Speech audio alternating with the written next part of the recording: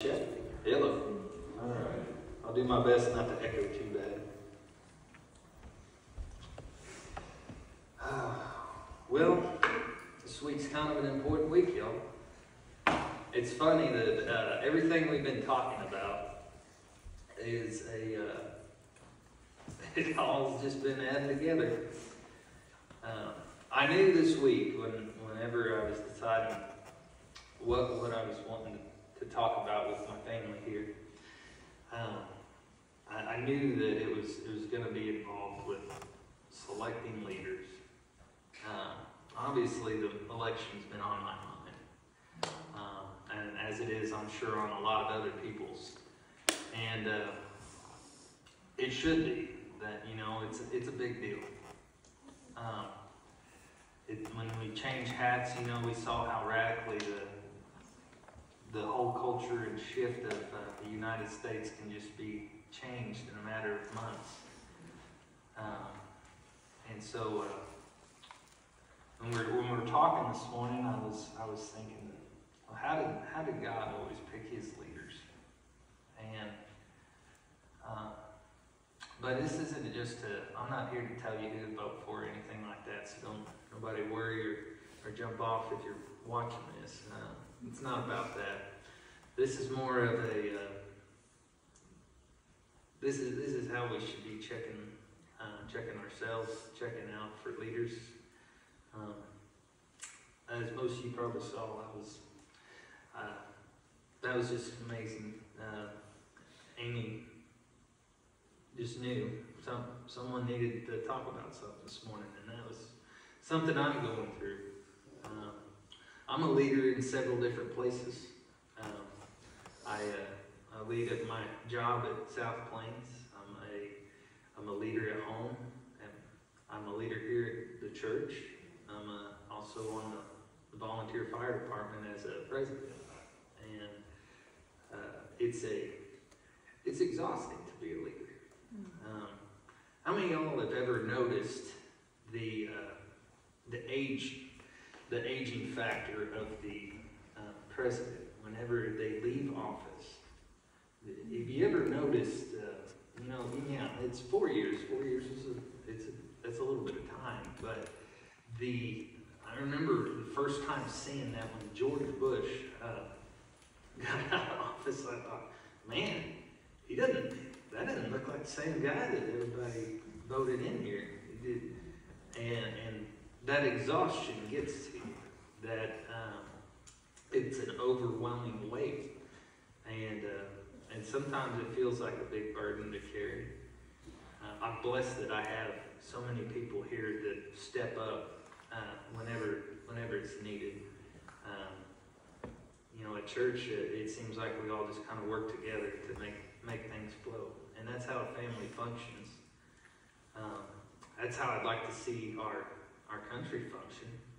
It'd be good if we could get some common sense family tactics involved in there, and people go, hey, you're not doing this, and why don't you work on this and I'll work on this piece, and we'll get it figured out. And it seems like all too many times that doesn't happen. But when I came down here, I was thinking of the burdens that I've been carrying around, and God's helped me through each and every one of them. No doubt about it. I wouldn't be standing here if He wasn't holding me up right now. But I've gone through some dark times, and I think I'll be stepping back from a few things to make it a little easier, because a good leader also recognizes when it's time for somebody else to take the wheel, so that the ship can sail on, and the crew was all taken care of. And it's not out of anything that I want to do, because I always want to say yes. I always want to be the guy that when you call me and you say, I need help, I want to be the guy that's there. But I've also noticed that I lose time with some really special girls back there, and I'm also noticing, the age we were talking about, the president's age, and I'm watching her, and it's crazy how fast she's grown up. So I'll probably be stepping back on a few roles around here at the fire department, just so I can regroup, refocus, and do some other things. But I was thinking about this, how God selected leaders over the years, and it's pretty consistent. And it's exactly what Randy said, and that's to pray. Whenever they were replacing Judas, after he had killed himself in the field, they had to decide between two men. And it was funny, I looked at it and I was like, well, that's kind of like this election. Y'all will laugh, but I use the PEV version. That's the plain English when I don't understand something. It said, they said they cast lots. No idea how you cast a lot. I figured that's a big mound of dirt. I don't know how you pick that up and throw it when it's 100 foot by 100 foot. So I had to go to my plain English version. For those of you that don't know what casting lots is, it's where you put your name in a jar, and that's what it's saying here. Is they put a name in a jar, and they made a decision. But before they made the decision, before they pulled the name out, they prayed about it. And the key things that you have to look for whenever you're trying to fill the shoes is somebody's heart. Their heart, it says in the Bible that their heart will tell you their true nature. And it has to be for God.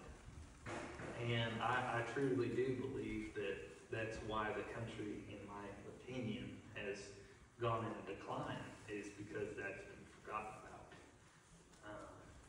We haven't gone for what God's tactics are. We've gone for what our agendas are. And most of the time, we're just having to pick whatever the money's being thrown at. That's how you get a candidate's name out there. They throw money at it, and whoever gets out there, that's who you got to pick from. So I feel like we've been kind of left with no choice, but there's one thing you can do, and that's standing up for what you believe. And even when it's hard, this morning coming up here to tell you all that I'm struggling and having a hard time keeping up and balancing all this, that makes me feel very weak in front of you. Not something I'm proud of, but it's something important to me. I want our next leader to have the same passion for God and the willingness to go after what he's for. And this isn't a long sermon or anything like that, but it was cool. Yesterday, the verse of the day showed up, and I thought, well, that's pretty cool. And it was 1 Corinthians 1:10, I believe. My Christian friends, our leader, Jesus Christ, wants me to say this to you. You Christians all have to agree with each other and stay together. Don't split up. Please don't think the same as each other. Or please don't think the same way as each other, and agree together about the right way to follow Jesus. So, you see, my friends, Chloe's mom told me what was going on there in Corinth. They reckon that you are arguing too much with each other, and you're splitting up into different groups. They reckon some of you say Paul's our leader. Others say that other man, Apollos, he's our leader. Others say, no, not them. Our leader's Peter. And then others say Jesus Christ is our leader. And in that day, I'm reading that, it reminds me of how people were talking about Jesus being the next leader of Israel. They thought he was going to be the general, the head honcho over there. And he is, but it's not the same way that they thought it was going to be. They thought he was there to wage war on everybody else. But Jesus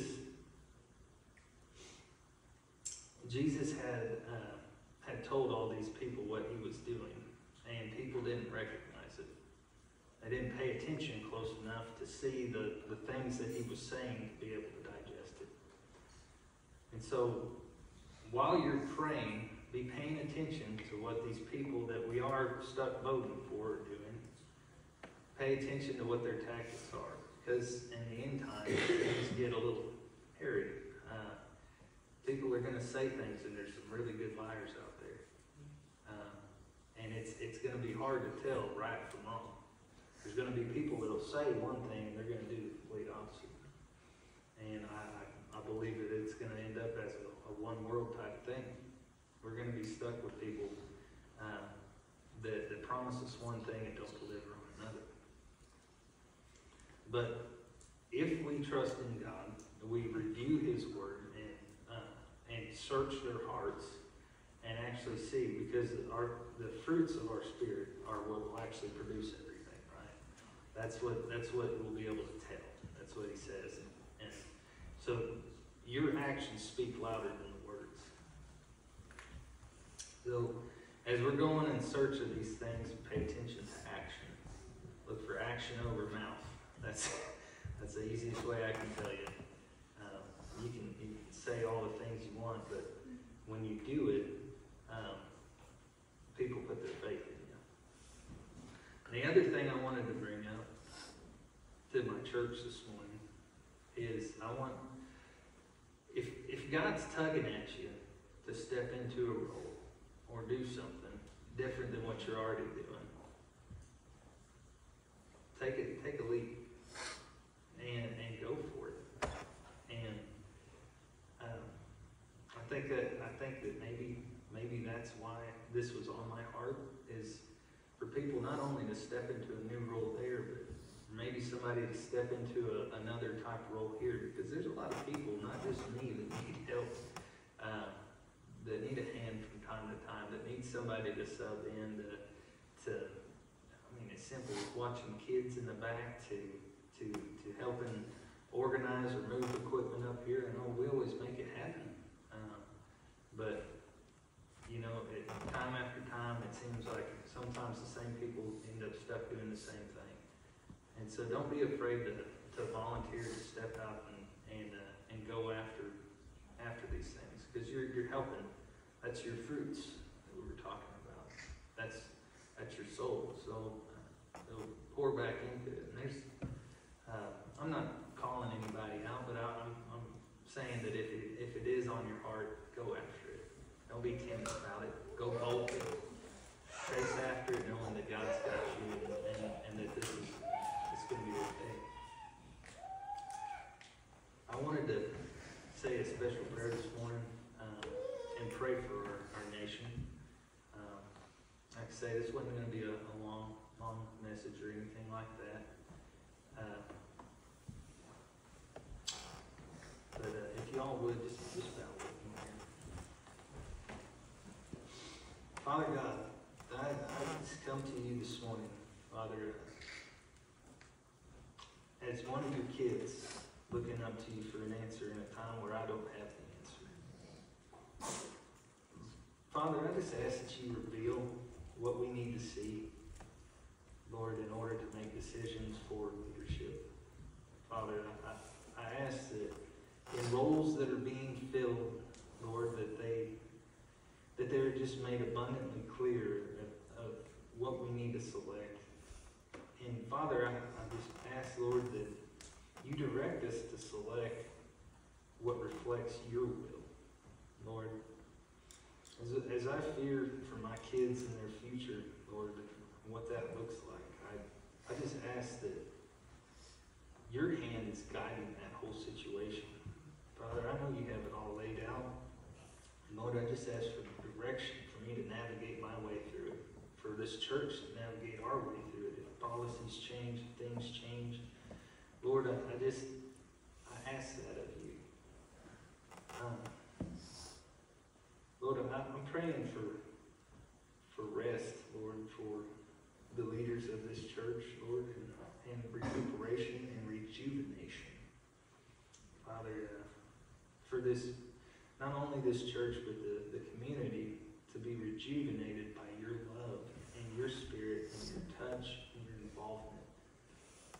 Father, witnessing an actual miracle this week was phenomenal. And so I know that it's so small in your eyes, and it was so easy for you to do. And Father, I thank you for letting me be a part of witnessing that and answering my prayers and our prayers. And Father, I'm just praying with whole faith, knowing that you have this under control and that you're going to take lead on this. Father, as I step back, I ask, Lord, that people capable and people that listen to you and love you, Father, step into my role. Father, so that nothing is neglected, Father, that this place is taken care of. Father, I just pray for our community. Lord, I ask that you be with the leaders that are tired and weak and burdened. And Father, I just ask that you remind them to look up, to hold their arms up to you, and let you pick them up, carry them. Lord, I thank you so much for all that you do, the blessings you give us that we don't deserve. Father, for your Son's sacrifice, for the way we can count on you, even though we mess up. Father, you take us back time after time, and you teach us with such patience, the patience of a loving dad. Father, I just ask that you show us your ways,